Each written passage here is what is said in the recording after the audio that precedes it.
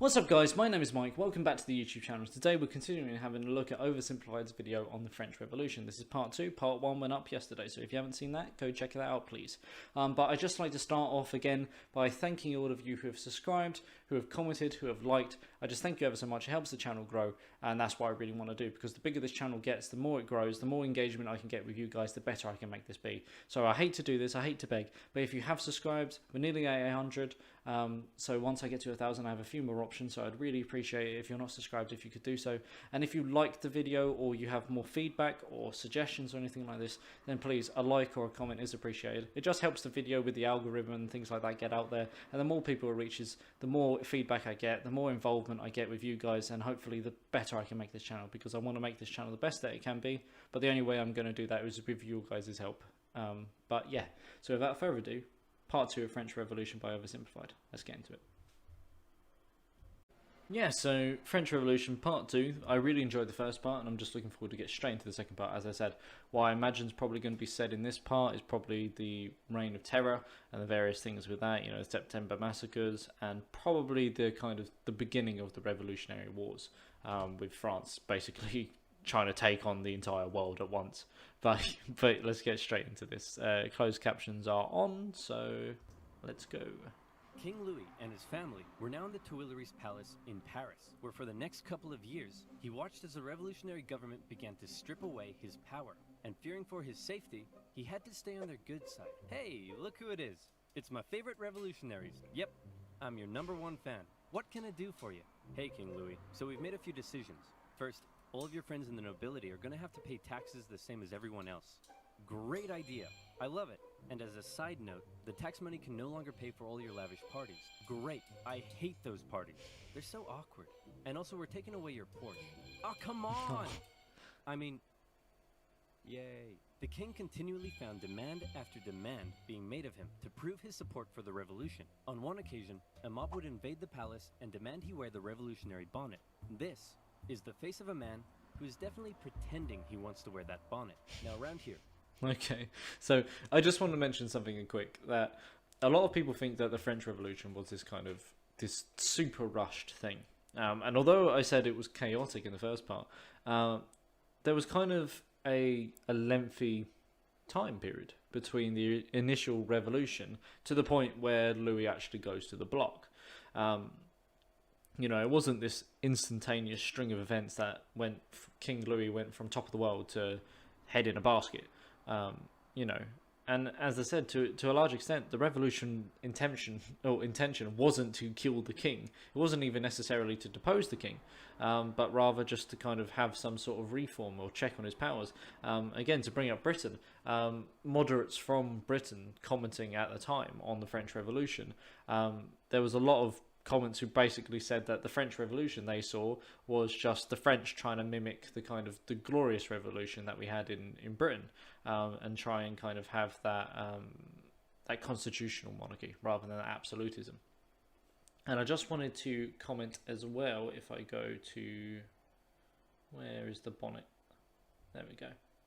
So yeah, so the revolutionary bonnet, and the reason why I wanted to talk about this as well is, again, to bring up British press, this became a huge deal, along with the kind of revolutionary rosé, of the tricolour and stuff like this, because people who were opposed to the revolution, this became absolute ammunition for anti-revolutionary people. You know, people like James Gilroy. James Gilroy was a famous kind of caricaturist, a cartoonist, and he'd done a lot of done a lot of satire, and particularly during this time, he was very anti-revolution, and very often, even if it wasn't talking about the kind of the revolution, it could be talking about, you know, a satire on certain people in society. So, you know, like drunkards or poor people or vagabonds or vagrants or things like this. But always somewhere in the picture, there'd be people wearing the kind of revolutionary bonnet. And again, making that distinction between kind of deplorables and the French Revolution. Indeed, I might actually bring up a picture to kind of demonstrate that fact. And this would go over into the Napoleonic Wars and beyond, even things like Peterloo, which for those of you, again, most of you probably outside of Britain probably don't know about Peterloo, but essentially it was a movement of people marching for political reform. to bring about political reform and greater suffrage and things like this. And it was charged down by yeomanry, and they basically hacked into the crowd, killed loads of people. But you had people who were sympathetic to the poor people of Peterloo, and you had people who were kind of anti-reformist, and again, people in that crowd whose crime was practically being trampled by cavalry and hacked to pieces by drunken yeomanry.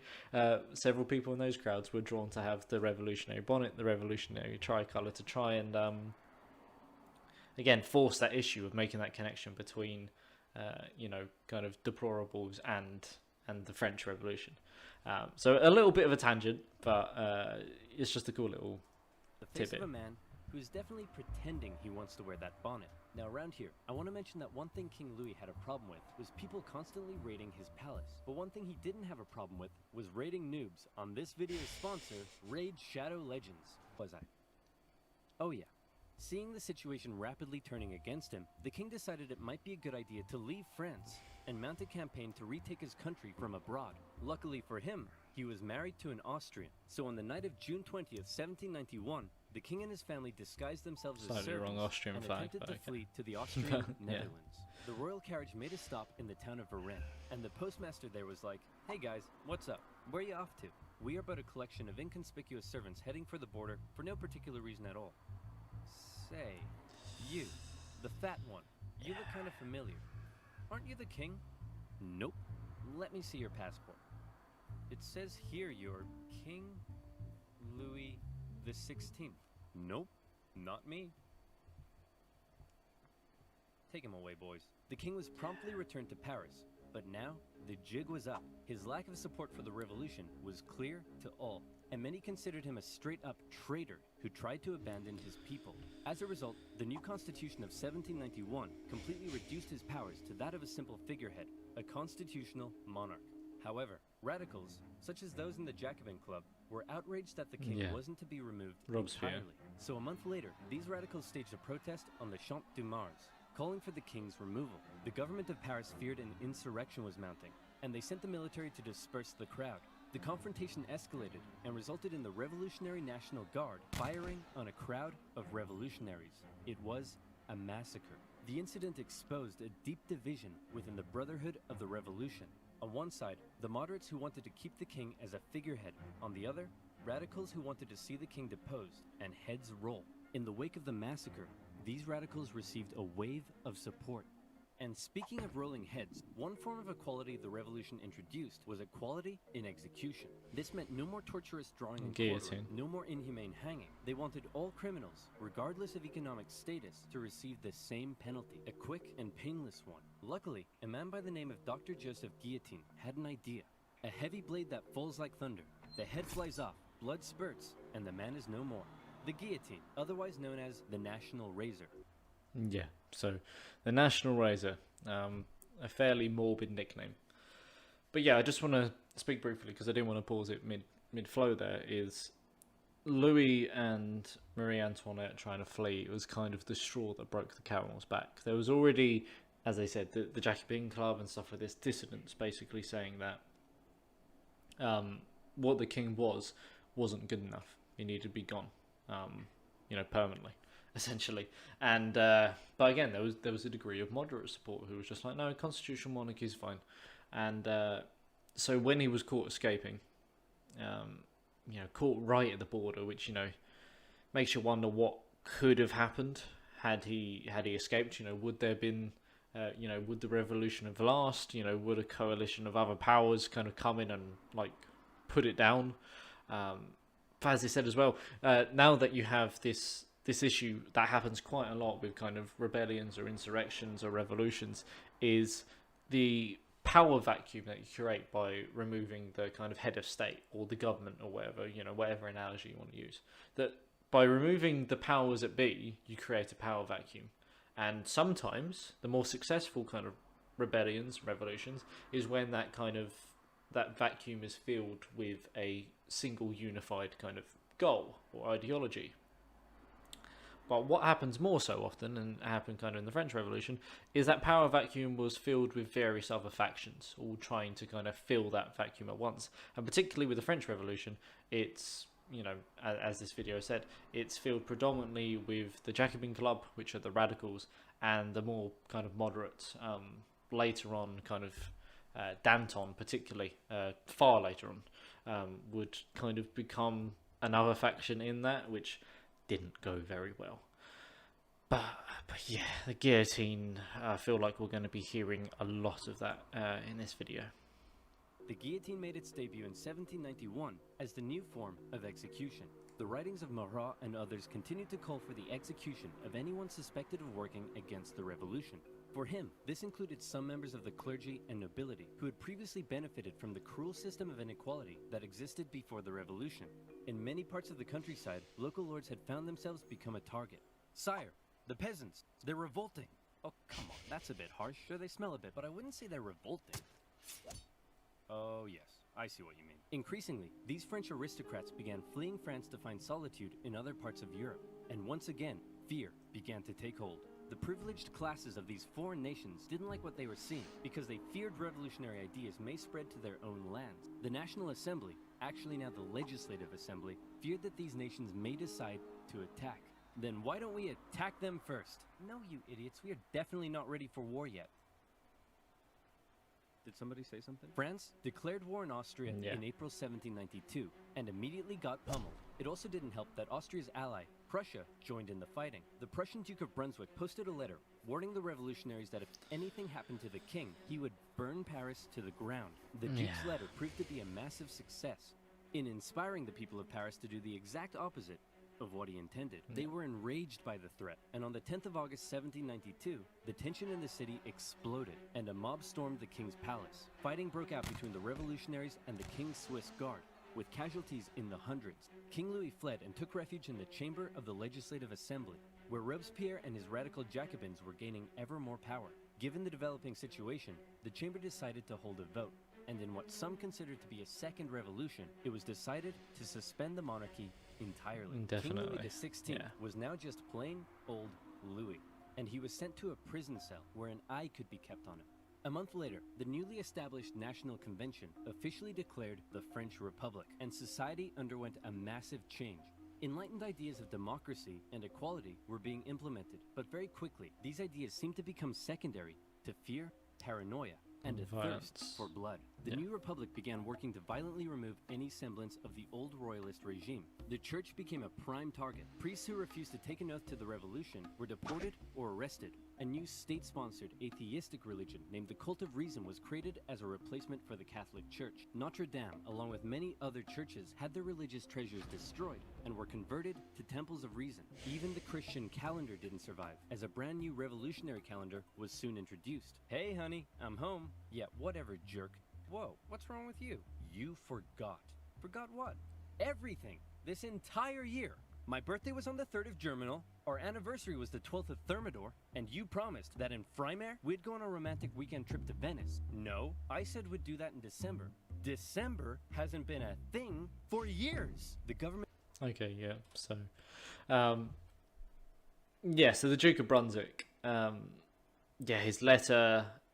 You know, if there was ever to be a lesson learnt about reverse psychology, should probably be studying that by the Duke of Brunswick. In threatening the revolutionaries about keeping the king safe, it done the opposite.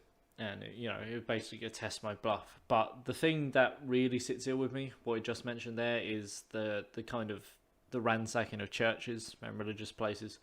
I think it's a real shame in history.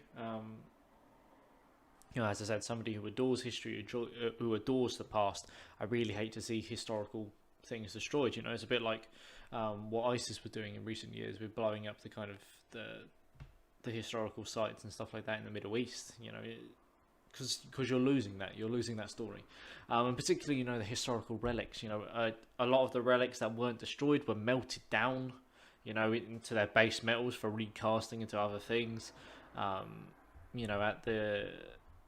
At the Basilica of Saint Denis, I think, it had every king practically, or near enough every king from the 10th century onward was kind of kept in a tomb there, and the revolutionaries busted it open, basically ransacked a whole load of the graves of kings that, going back to the 10th century. you know, and just kind of tossed their bones everywhere, you know, looted their corpses.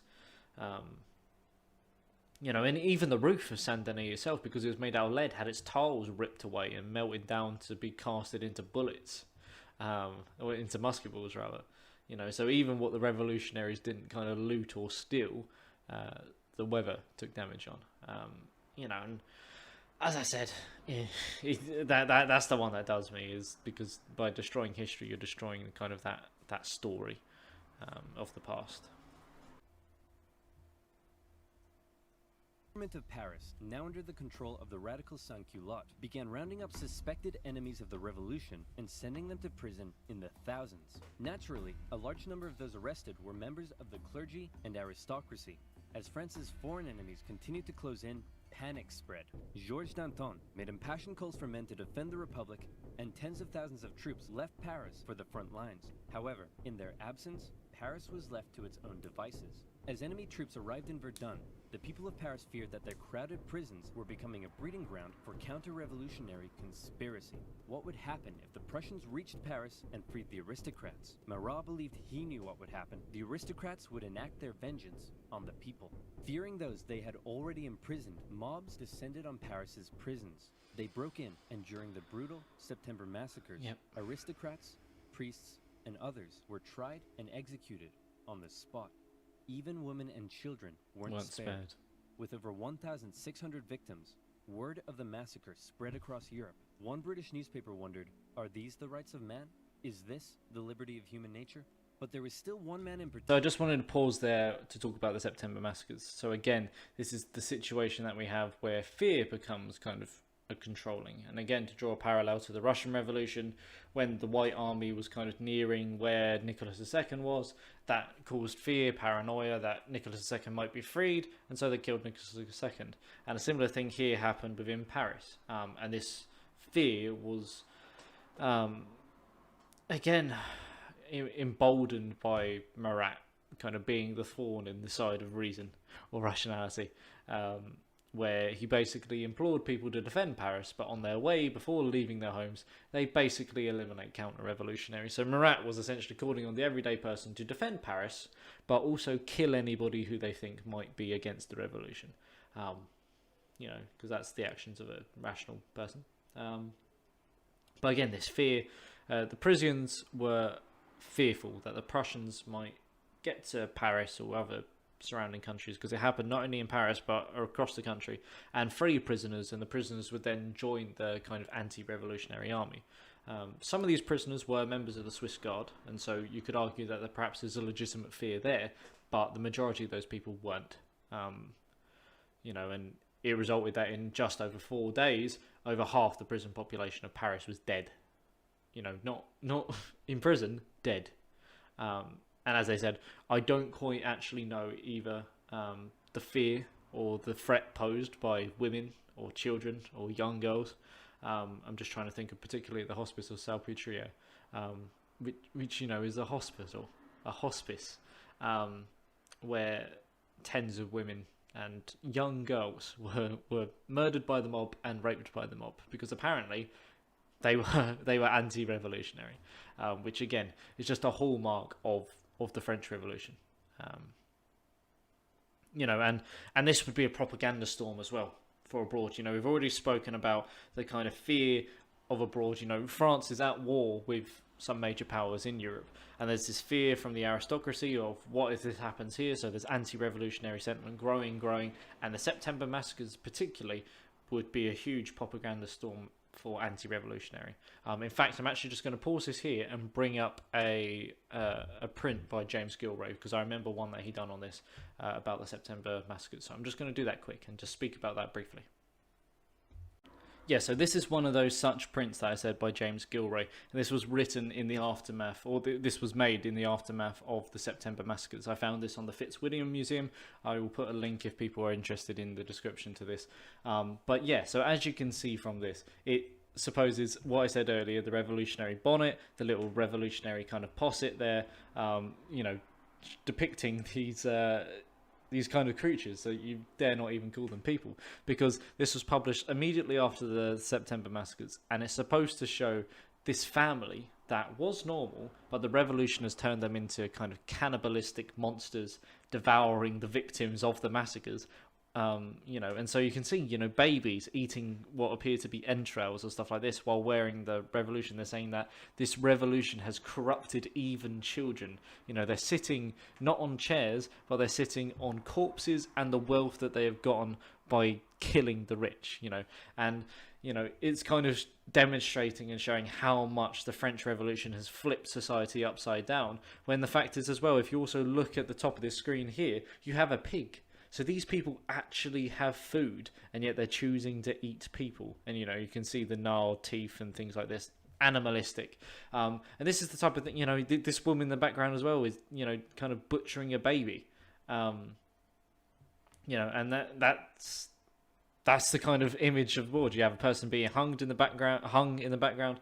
And so, the September massacres, this was kind of one example of the thing that was going around in Britain, and I'm sure it probably wasn't just in Britain, of how much this revolution wasn't necessarily being deemed as this kind of liberty, equality-giving kind of beacon of justice and goodness, but rather being deemed as an extremely chaotic, dangerous, and just generally evil movement. And that would kind of go on to inspire some of the things that would happen.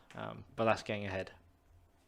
Particular that Robespierre and his radicals really wanted to see executed. Austria and Prussia pledged that after they defeated France, they'd return King Louis to the throne. Well, checkmate Austria and Prussia, because you can't return a man to the throne if he's already dead. Citizen Louis Capet was put on trial for treason. Obviously, he was found guilty, but his punishment was less certain. Many moderates wanted to simply deport him, but Robespierre insisted the revolution could only live if the king was dead. A vote was held, and by just one vote, Louis was sentenced to the guillotine. Yeah, and that's the thing. Again, I'm being English and stuff like this, but people talk about Brexit being controversial with 52% to 48%. One vote. It bears thinking about what happens if that vote went the other way and it was 361 against. I don't know. In my opinion, I don't think much would have changed. I think Robespierre would have found a way to make Louis go to the block anyway. I think the movement within France again was heading again towards this kind of extremism edge rather than a moderate edge. So I think if Louis didn't get condemned in this vote, I feel like he'd find a way to end up on the block anyway. Not really justice though, but we are. If you don't mind, I'd like to say a few words first. Gentlemen, I am innocent of everything of which I am accused. Wait, you're too loud. They can't hear me. Hang on, I haven't finished yet. Wait, dude. Uncool. In her prison cell, Marie Antoinette heard the guns fire, signaling her husband's death. Before long, she would meet the same. It's got to be horrible. They're waiting. Back on the war front, France defied all expectations and actually managed to push the enemy back. But then more countries joined the coalition against France, and it all went to pot again. What do? Conscript the masses. The National Convention introduced a conscription law, with each regional department having to meet a certain quota of men for the army. However, not everyone was happy with this new law. You see, while Paris was definitely a hotbed for radical revolutionary fervor, some of the regions outside of Paris weren't quite so keen on the revolution. Some were largely still conservative, still supported the church, and just didn't suffer from that much inequality before the revolution. So as the revolution turned increasingly violent and anti-Christian, many were outraged. Now, they were being conscripted to fight for the new republic they hated. That was the last straw. Counter-revolutionary uprisings erupted in a number of regions across France.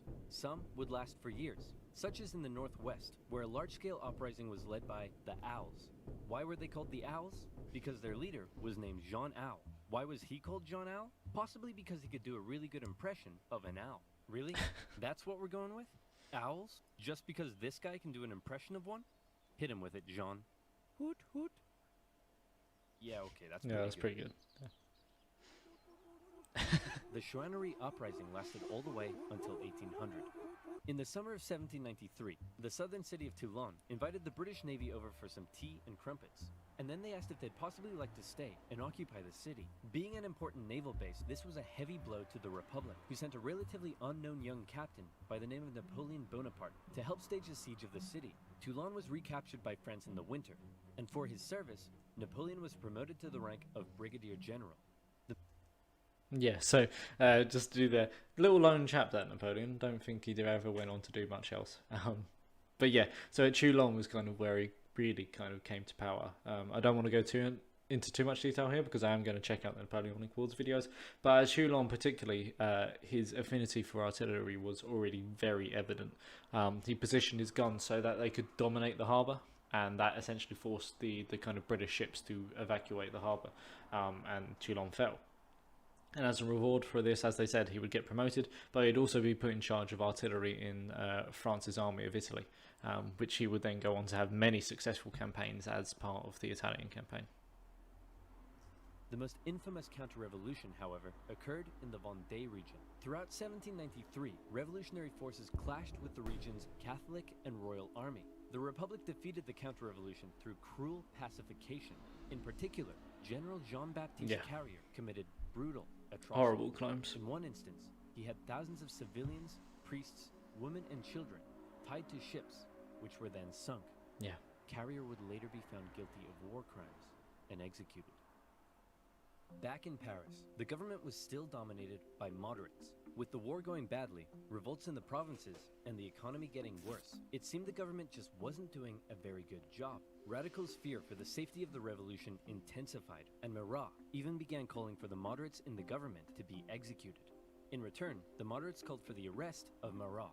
This led to a chain of events with the two sides in heated conflict. Robespierre declared the Jacobins to be an insurrection and called on the people to arm themselves. It all ended on the 31st of May 1793 with the National Convention surrounded by radical sans-culottes and 29 moderate Girondin politicians arrested. From this moment on, the moderates ceased to be a political force. Robespierre and his radicals would be in almost total control of the government. Yeah. And this brings us to the story of a woman named Charlotte Corday. Charlotte lived in the northwest city of Caen, and like many in the area, was horrified at the rapid radicalization and increasing violence of the revolution. And the man she blamed more than anyone was Jean-Paul Marat. She wanted to bring peace back to France, and so she did something drastic. She traveled to Paris and told Marat she had a list of enemies for him to publish in his paper. Marat eagerly invited her in for a meeting. So where's that list of enemies you promised me? Here it is. Wait a minute, this isn't a list of enemies. It just says, yippee-ki-yay, mother... And just like that, Marat was no more. Charlotte was quickly arrested and sent to the guillotine. Her dream of restoring peace, however, died with her. Marat became a martyr. In temples of reason, symbols of the dead Marat became the new crucifix. In death, he became an even more powerful inspiration for the extreme levels of violence that were about to rip throughout the new republic. And that's right, here comes the Reign of Terror. If you thought this revolution already sounds pretty violent, well, you ain't seen nothing yet, son. The radicals were now in control, and they believed not only was France surrounded by foreign enemies, but that within the masses, there were also plenty of internal ones too. Individuals not loyal to the revolution, conspiring to bring about its downfall. Robespierre and the rest of the radical faction were having none of it.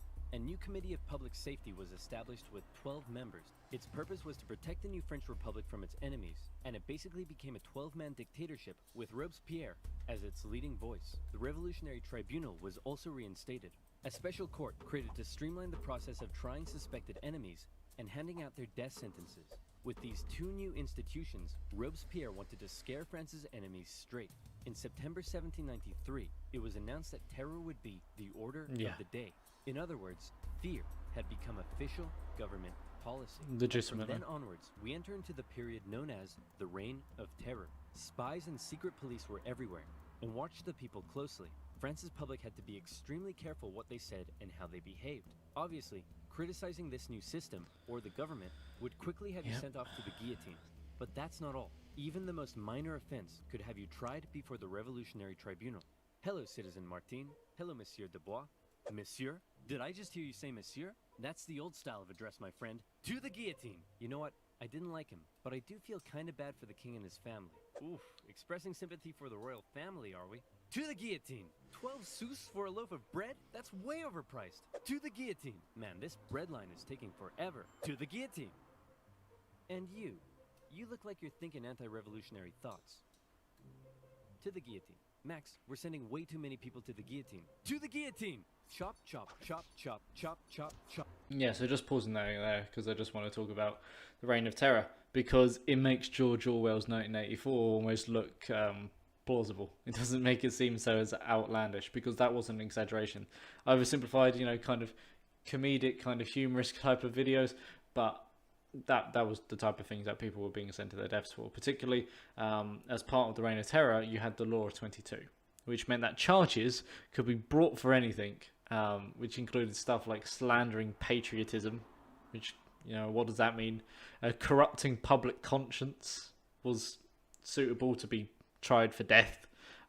Inspiring discouragement as well, that was another one. So essentially, you disrupt patriotism, you somehow corrupt public consciousness, and you was negative could kill you, which essentially meant you could be sent to death, or sent to be trialed, where you could be sentenced to death for no reason.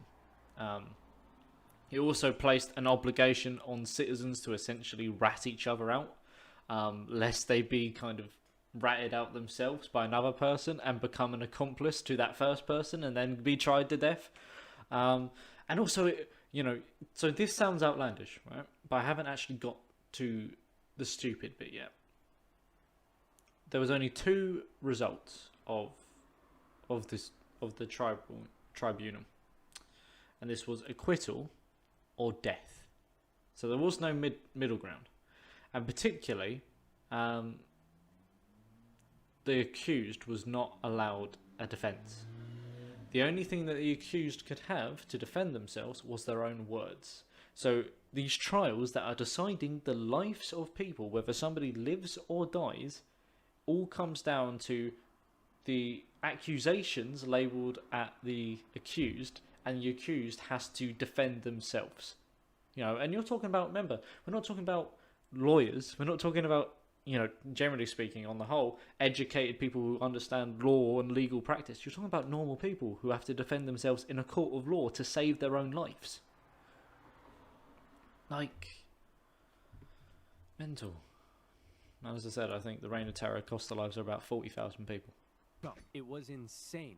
All across France, about 40,000 people were killed for suspected crimes against liberty. Let's say your neighbor won't stop mowing the lawn at 7 in the morning. Well, then all you gotta do is tell the government they've been talking smack about the revolution, and there's a good chance they'll end up in front of the Revolutionary Tribunal. Maybe they'll even be executed, taking a metaphorical load off your shoulders and a literal one off theirs. The most prominent victim of the Reign of Terror was a certain Marie Antoinette, who was finally tried and found guilty of treason in 1793. So, she expected to be brought to the guillotine in a royal carriage, fit for a queen. All the Republic could provide for her, however, was a wooden tumbril. At 37 years old, the most hated woman in French history met her end on the 16th of October, 1793. Robespierre had saved the revolution through terror. Internal dissent was being suppressed. The food situation was no longer quite as bad. Even the French military had got its act together again and pummeled the Allies at the Battle of Fleurus. For Danton and his followers, the time was right to try to normalize the French Republic. Hey Robespierre, so we were thinking that since things are finally going better, maybe we should rein in the terror. And while we're on it, we could possibly start taking it easier on the church. And also try to end this costly war. Oh, crap. Yeah. So Danton was a big thing, actually. So at the beginning, as I said, he was kind of one of the figureheads, and he was originally quite close to Robespierre. And there's some people who have held Danton responsible for kind of inciting the September massacres with some of his speeches. However, that, depending on where you stand, that's debatable. However, at this point, Danton is attempting to weaken the terror. He goes so far as to suggest and hope that the government kind of changes or revokes the whole idea that terror is the order of the day. Using things like the government should be frugal with human lives. And basically just trying to take a step towards calming things down, so less murders or executions, but I mean, call murder by murder. Kind of trying to have peace with the foreign powers, try and orchestrate some sort of peace where they can. And as a result, he was arrested. However, and this is the thing, the hypocrisy again of this rule, the law of 2012, 2012, law of 22, is that because of his popularity, when he was being tried, a lot of the court actually applauded him, because of his defense and his kind of rebuttals of attacks and things like this. That essentially, because of his popularity of this, a law was rushed through that even he couldn't speak in his own defense. So not only the regular law of 22 meant that an accused couldn't have a defense, they had to defend themselves. But due to how popular Danton was, they amended the law to make it so that even he couldn't speak in his own defense. Basically, the accusations were just thrown at him, and he just had to accept it and hope the jury didn't, sentence him to death. As it was, the jury was supposed to have 12 members. They had 7. Because they could only be sure that 7 people would convict Danton and condemn him to death. So they made it so that he couldn't defend himself. They basically halved the amount of jurors, all to basically kill him. And as a result, I think him and about 10 to 15, I can't remember the exact number, of supporters, because as I said earlier, there was a faction within kind of like Dantonists, who along with him were sent to the guillotine. As I said, he was a kind of a leading member originally of this revolution, and yet now even Robespierre, who was relatively close to him originally, was now dead by his hand. Robespierre seemed to go, for lack of a better term, a bit mental. Yes, he was very much so. What he called a republic of virtue, and for him, this meant amping up the bloodshed even more. Throughout the spring and summer of 1794, executions reached an unprecedented level during a period known as the Great Terror. Even those closest to him found their way to the guillotine if they dared oppose his ideas and actions, and he began alienating himself from the rest of the convention. He created a new deistic religion called the Cult of the Supreme Being, along with the new annual Festival of the Supreme Being. Man, I think Robespierre is really starting to lose it. He thinks he's a god or something.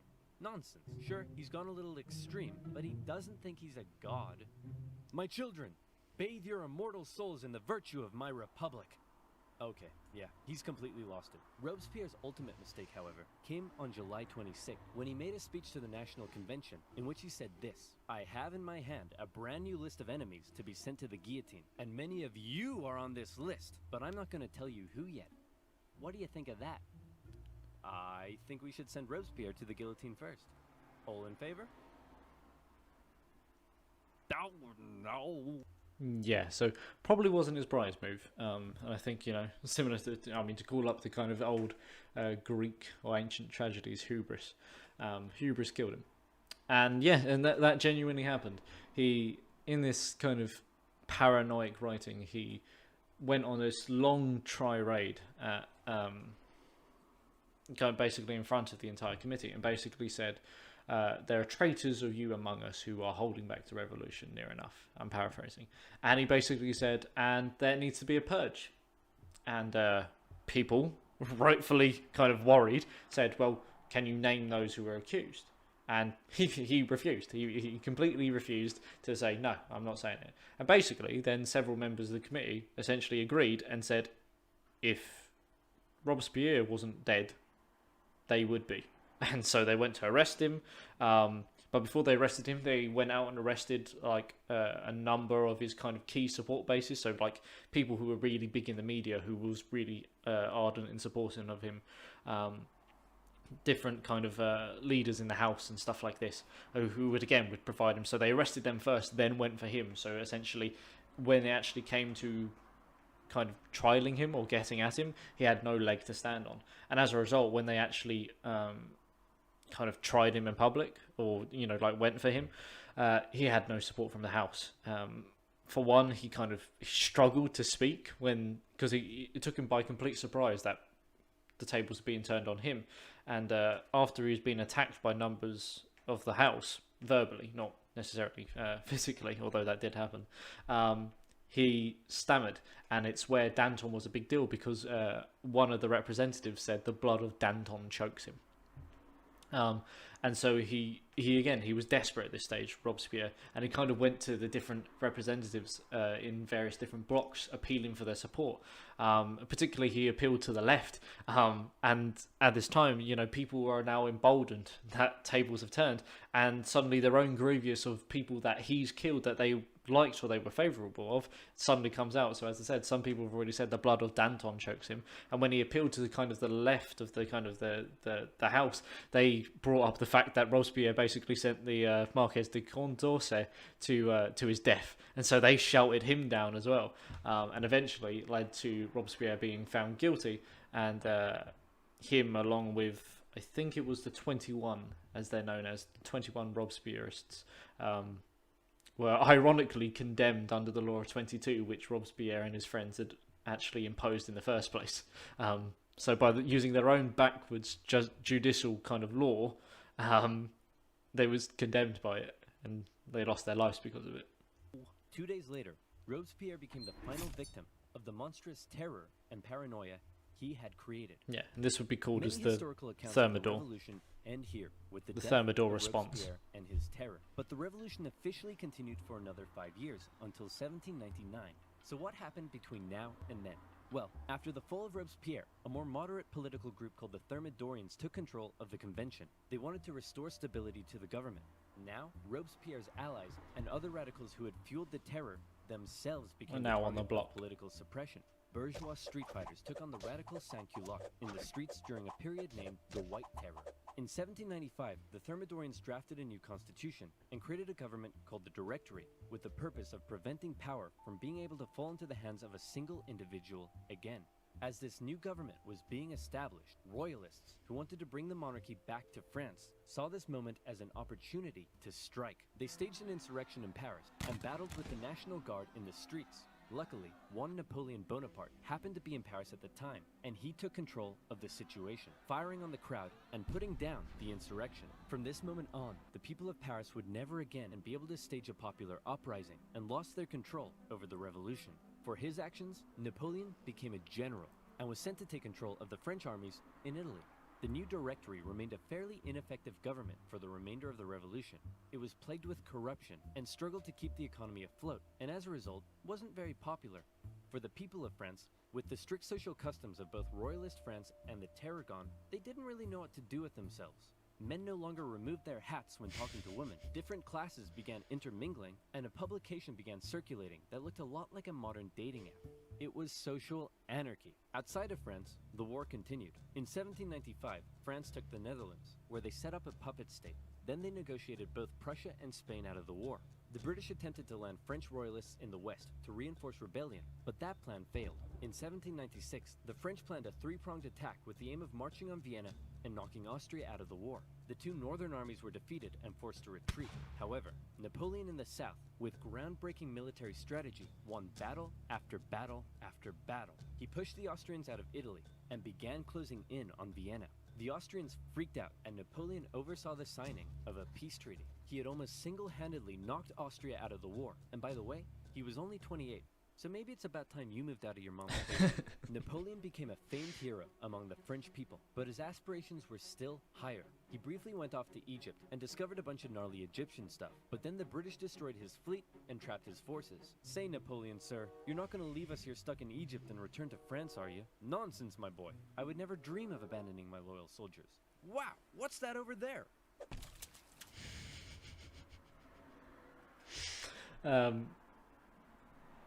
Yeah, that's essentially what happened. I know it's a joke, but that's essentially what happened. As I mentioned earlier, after kind of the Siege of Toulon, Napoleon was put in charge of artillery in the army of Italy, and then after kind of putting down that insurrection in Paris, he was then made a general, and that's when he had his successful campaigns in Italy, where he properly really made a name for himself. And then he had a not so successful campaign of the Nile, or the Egyptian campaign, however you want to call it. And essentially, he had a number of victories, fighting predominantly against kind of the Ottomans. However, at the Battle of the Nile, as it's called, Horatio Nelson's fleet sunk Napoleon's and kind of ended any hopes for a real French victory in that campaign. the supply and logistical problems were awful. And while this is happening, Napoleon is basically worried that his reputation, his image as this glorious kind of amazing military commander, this hero of France, is going to be tarnished. And at the same time, he hears of upheaval happening in France. And he thinks, I can be that guy. I can be the guy who fixes this mess. And so he leaves. He leaves his men. He puts General Kleiber, I think, is in charge of around 30,000 that are left, and he leaves. And originally, when he leaves, his troops there, who have been fighting for a long time, they're racked by disease, need desperately reinforcements and stuff. And now they've found out that their commander basically has left them, and that's where Kleiber said that, oh no, he's coming back with reinforcements. 7 months later, Kleiber would be assassinated by a student in Syria, and by 1801, I believe it is, the French campaign kind of collapses entirely in that region with the capitulation of Alexandria. And that, fun fact for you, is where the British actually got things like the Rosetta Stone and stuff like that, because we took them off the French. The French had found them, and they'd put them, and by making the French capitulate in Egypt, Britain, as part of the kind of hostilities, or ceasing of hostilities, actually were able to take those, and that's why you can now see the Rosetta Stone and stuff like that in the British Museum. So, little fun fact for you, but yeah. That's a bit too much about Napoleon. I'm not doing Napoleon yet, but I do plan to do the Napoleonic Wars next week, hopefully. Hopefully I'll have those videos out by then. On his return to Paris, Napoleon found himself to be extremely popular, and the government extremely unpopular, and he started getting some power-hungry ideas. Conveniently, a politician named Emmanuel Joseph Sieyès approached Napoleon and said, "Hey man, since you're so popular, do you want to help me stage a coup?" "Great idea. Let's stage a coup, and then I'll coup you." What? Napoleon, with the help of his politician brother, entered the government chamber, possibly got punched in the face, and finally his troops intimidated the council to dissolve the government and create a new constitution that basically made Napoleon a dictator. So there you have it. The French Revolution, born with the great promise of liberty and equality. The common people dared challenge an oppressive system that had existed for centuries. But before they knew it, they found liberty sidelined by terror, equality that possibly didn't quite hit the mark, and an absolute monarchy replaced by an absolute dictator. Napoleon began stabilizing French society. He restored the Catholic Church and got rid of that crazy calendar, among other things. But he remained ever ambitious. He was France's first consul, but he slept soundly at night dreaming of being something even bigger. Napoleon's expansionist aspirations, combined with the ongoing conflict in Europe, would eventually lead the continent into a huge conflict known today as... And I do believe that is the end of the video. As I said, I intend to check out the oversimplified video on Napoleonic Wars by next week. Hopefully Monday and Tuesday of next week they'll be up. So I'm looking forward to that because, as I said, I absolutely adore this time period in history. It's probably my favourite period in history. Mainly because, I suppose, growing up and stuff like that, I loved things like Age of Empires 3. I loved things like Sharp when I was watching them. And, that's just kind of filled me with a love of that period. And although I've never technically studied it at university, I've done huge amounts of reading. I tutor people in it now and stuff like that. So I absolutely adore this time period. And it's a time, particularly Napoleon as well, is a lot of people don't realise this, but a lot of the changes and things that happened under Napoleonic France and Napoleonic Europe, I suppose, still have ripples in today's society. So it's a really kind of tumultuous time, a really influential time. But yeah, so that's been Oversimplified's The French Revolution. Hopefully you've enjoyed. Hopefully you've learned something. Hopefully you haven't minded my rambling too much of this. But otherwise, I thank you ever so much for watching. Please stay safe. And also, I hate doing this as well, but we're nearly at 800 subscribers. And once I get to 1,000, I have a few more options of things that I can do. So if you have watched this, if you have made it this far, then I hate to kind of beg for this. But if you did like the video, then I would very much appreciate a like or a comment or both.